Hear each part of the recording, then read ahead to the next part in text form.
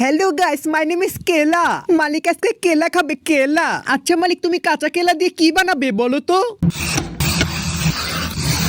ওরে সালাম, মালিক দেখে আমাকে পুরো খুলে দিল, মানে সুলে দিল।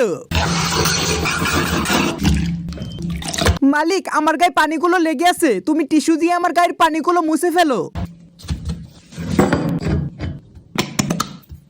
মালিক, মশলা একটু কমিয়ে দিও, তা না হলে তুমি খুব পাতাপাতি করো। ওরে সালাম, মালিক বলতে না বলতে একটা পাত দিয়ে দিলে।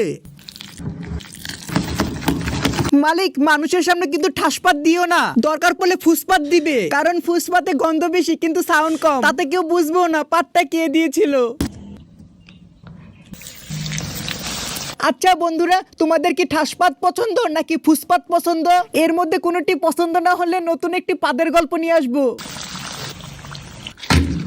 আরে বন্ধু, তোমাকে বলছি, তুমি যদি তোমার বন্ধুদের মধ্যে সবচাইতে কিউট হয়ে থাকো তাহলে ভিডিওটিতে একটি লাইক আর সাবস্ক্রাইব করে দাও।